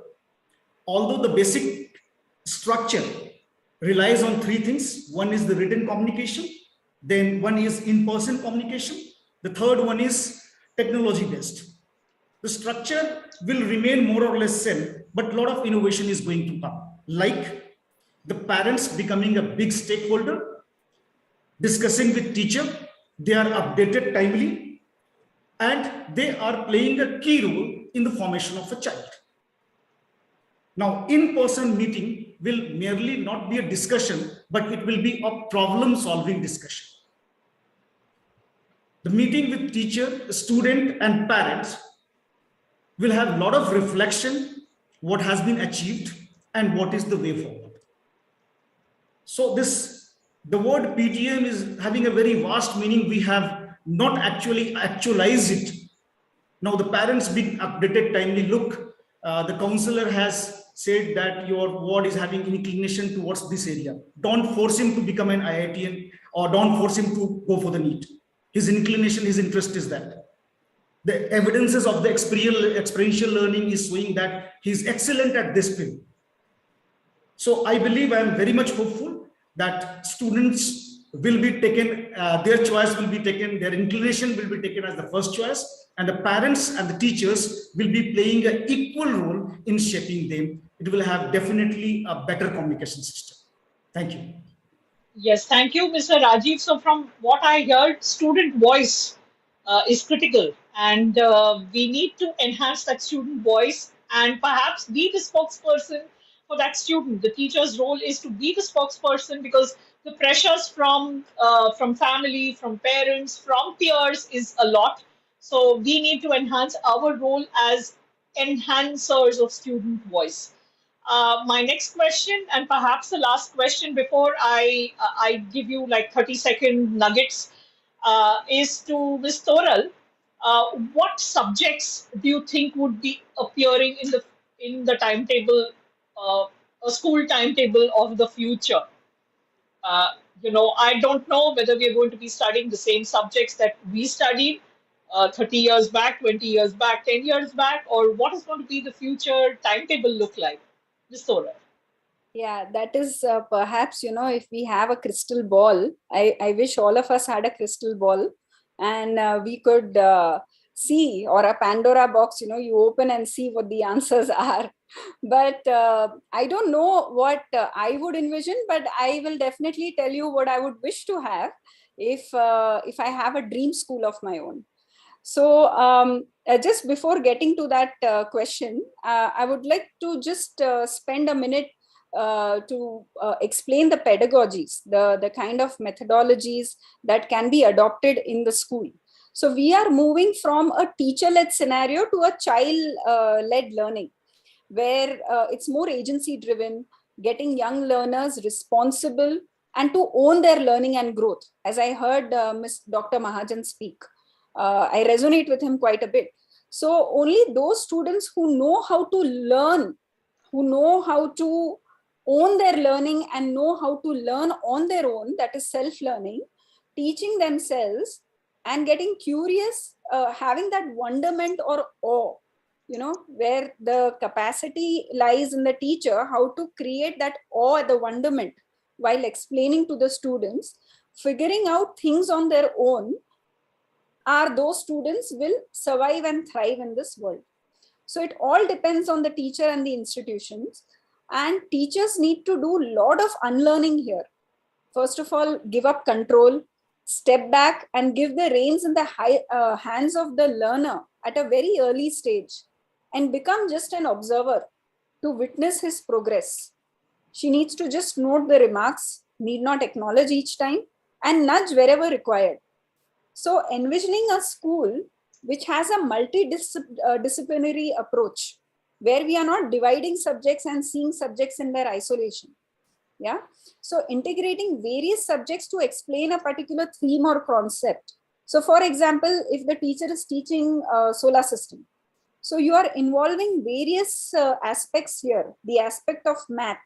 So where the child understands how big is the Uranus planet, how big is Uranus compared to Mercury.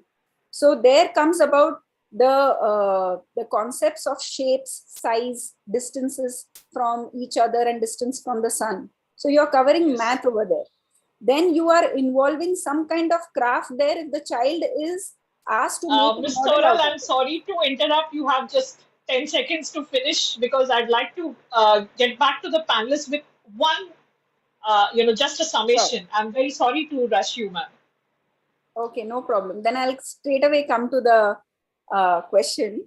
Actually, this was related because of which I went about saying that, but never mind. The subjects that would be relevant or which I envision them to be would be first having yoga and meditation for sure, because that's when you really know in times of uncertainty, giving a peace of mind, giving a peace of body, mind and soul is what we all require. So the teacher along with the student doing that. Secondly, having a complete story-based class, which is infused with art and music, where it's absolute creativity, absolute independent thinking, and social emotional learning, and more of the listening aspect. And making children more self-sufficient by inculcating and making periods of classes like of cooking, gardening, and farming is something which is close to nature. And by cooking and baking, a person would not only get creative, but would be self-sufficient, not dependent on anybody at home. Secondly, I feel this is also very important to have a free period. Yeah, all the children will be very happy. But yes, I'm sure it's extremely essential because it helps them to get bored and to handle the boredom. And that's where you really figure out to know that what happens in the zero period or free period, right? What am I supposed to do? Am I there are a couple of people in the audience who say, yes, zero period is the way to go, or a free period is the way to go. That sounds wonderful. And so we are almost at the end of the time. And just one last thing is journaling and gratitude. Okay, that is something at the end of the day. A child should do the whole reflection by doing the journaling every day. Wonderful, wonderful, wonderful. Thank you. So if I were to ask my panelists, the key, what does the future hold? And just give one adjective for each one of you. If you can just think that the future, schooling in the future, or learning in the future, one adjective. We go with Miss Khushboo. Just one adjective, ma'am. Just one word.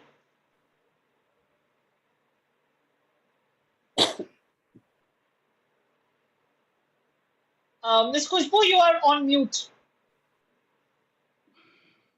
One word, ma'am. One adjective. Maybe teachers, maybe student. We should be agile to acclimatize with any situations. So we should start learning. Agile learning. That's great. That's great. Dr. Pramod, one word to sum up the learning of the future. One adjective or one phrase. Future fit, pedagogy based, techno savvy education. Wow, that's quite all encompassing. Thank you very much. Future fit, pedagogy based, and technology savvy. Techno savvy. Great, great. Mr. Rajiv. Yeah, I will say sky is the limit. A lot of innovations, creativity, critical thinking, this is going to come. It will never stop. Sir, sky is the just beginning. Sir, sky is the just beginning, not the limit. Great, great, great.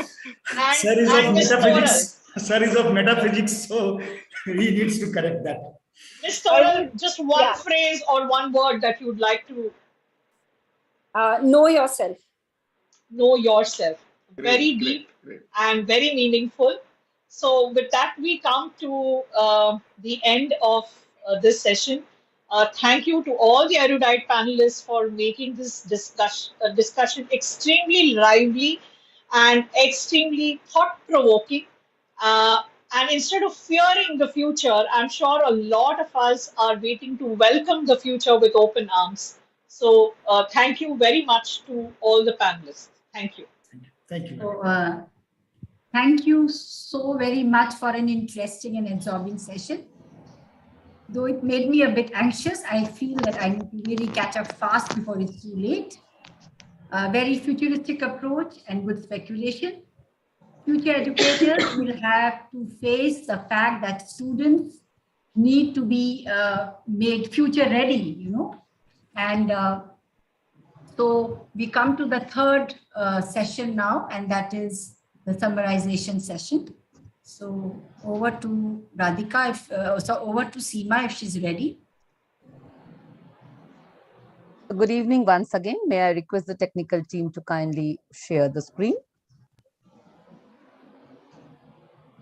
So thank you so much once again to all my panelists. Each and everyone gave us such insightful learning that will stay with us forever. So to explain the takeaways that we have, first is digital empowerment, which is indeed very essential, and giving the ownership to students of their own learning, along with something very important, that is net hygiene and net safety. Emphasize on the mindful usage of technology and using research as a key. That's very important. Next is change is inevitable, so one must embrace it with open arms and with open mindset and open attitude. That's important. With change comes disruption, and learn to find the balance. Balance here is the key. Skills are the integral part of the learning process. Help students to imbibe skills so that they learn how to learn, they learn to know, they learn to do, they learn to live, and they learn to be. Familiarize oneself with the concept of intentional learning. Here, intentional learning is the key. Develop growth mindset so that every engagement becomes a lifelong learning experience. As it is, as per Forbes also, lifelong learning is one of the key skills that will be needed in the future. May I request to please change the slide?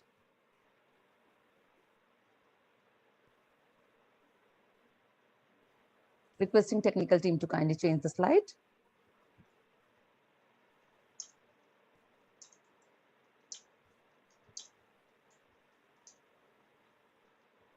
Thank you. The third key takeaway was change in the mindset, as the new age learner will have different perspective and different demands from the education system. The child who will come to our school now will have different demands to learn. The teachers and the school leaders need to be ready to cater to these needs.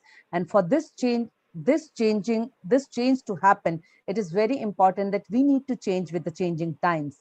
And the key to prepare for uncertain future is the change. Takeaway 4, the importance of 4 C's: collaboration, critical thinking, communication, creativity, that needs to be amalgamated with reflective thinking. Reflection is very, very important, and by making the new age learners more resilient. Last but not the least takeaway, along with the technological intelligence, EQ, that is emotional quotient, SQ social quotient, AQ adversity quotient, HQ happiness quotient, then yes, there is DQ digital quotient, all will play a significant role in preparing the students for the future. These were the key takeaways from session first. And to add to it, there are few things which all the panelists spoke about. So I'm summarizing it in 5 look. So when you look around, you see the entire world is ready to collaborate with you. And that is what we have seen today. When you look beyond, you see world is full of creativity. We have to wear a different lens and see the creativity. When you look deep, critical thinking starts happening. Critical thinking and reflective thinking is the key to prepare the children for the future.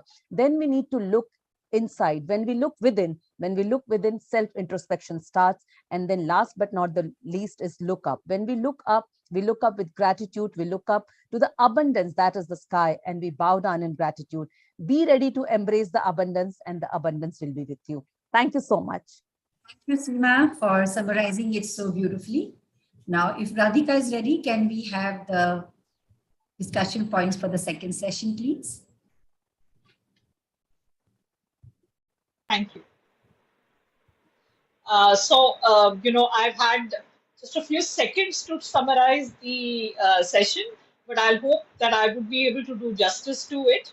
So most of the panelists spoke about teacher as a scaffolder, and the teacher should move away from the traditional role of being an information giver or a knowledge giver and become someone who can scaffold student learning and ask fertile questions, which is going to intrigue the student and make them curious, make them think. Another key takeaway which most of the panelists resonated with is look at the big picture. Don't try to curb what is happening in today's world, but look at the future and look at what the future learner is going to need. And in that sense, become a very agile mobilizer, an agile learner, and a facilitator. Autonomy to the learner is something which most of our panelists talked about. Student-centered learning, agency to students, and complete autonomy over what they are going to learn and how they are going to represent that learning. Transformation of knowledge to skill. Knowledge is not going to be enough any longer. It's going to become skills which are pertinent to the future. Internalizing the concepts and methods of teaching, of pedagogy, of resources. Bounce back and keep working on adversity quotient, because that is key. All the other, some were summarized in the previous session by Seema, HQ, EQ, digital quotient. But I think overall, we need to work on our adversity quotient. We need to prepare our students for a very, very uncertain future ahead. Three-way communication between the three key stakeholders, parents, students, and teachers, is critical. And, it's very, very important to learn how to learn, to unlearn perhaps some of the things and learn how to learn. And also, discussions is very, very critical. We need to ensure that we involve everyone in discussions, and we need to take cognizance of problem-solving approach rather than having, just one-way communication. We need to encourage two-way, three-way, and problem-solving approach. Discover your ikigai, look inside, internalize, be grateful, and I think that sums up the learnings for today. So thank you to School News, and thank you, Ms. Sushma. Thank you for capturing the points of discussion so well. The session was very informative, I would say. And we all agree that there is a huge need for a broad set of knowledge, skills, attitudes, and values in action. But, acquisition of knowledge and skills is not just, enough to tackle future challenges. So future-ready skills involve, mobilization of knowledge, attitude. Somebody was focusing on attitudes in the first session. Values to meet the complex demands of future. So future-ready students will need both broad-based and specialized knowledge. So for that, schools need to be future-ready. They need to prepare the students for the job that have not yet been created, for technologies that have not yet been invented, to solve problems that have not yet been anticipated, So it should be a shared responsibility for all concerned with education to seize, to capture the opportunities, to find solutions. And as Socrates said, he said that education is kindling of a flame, not filling of a vessel. So we need to plan a curriculum that is tailored to to the individual, to the student. That somebody had in your session, Radhika, somebody had said about differentiated learning, you know, but at the same time, it should be universal in nature. So curriculum needs to be decentralized, you know, and we need to ensure that every student, you know, finds his or her own path of success. So students who are best prepared for future are going to be the change agents. We talk about, nurturing change agents. So this is what we need to focus on. And they can have positive impact on the surroundings. They can influence the future. They can understand the intentions of others. Somebody was talking about intentional learning, actions and feelings, and anticipate, you know, short and long-term consequences of what they do. So social emotional learning comes into being over here, and how we need to incorporate that into our curriculum. So keeping oneself updated and developing new competencies on an ongoing basis is the need of the hour. To learn, more about the future of education and the kind of skills it entails from eminent global educators across the globe, I will, request all of you to log into star.in to learn more about the program that STAR is conducting.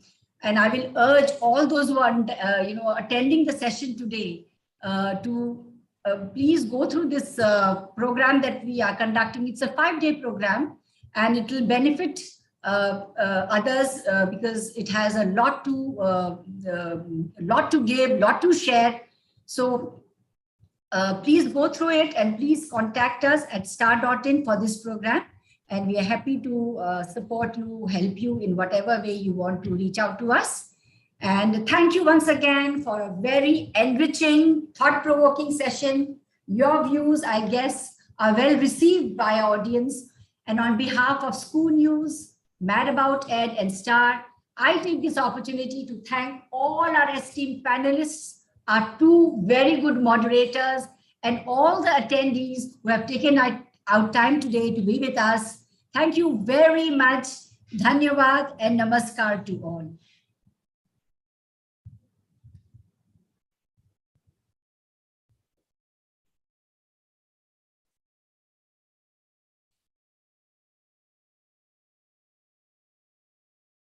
We were punctual. We were not on time.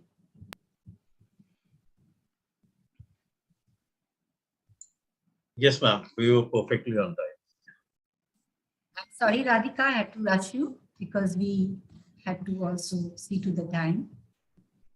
No, I understand. It's critical that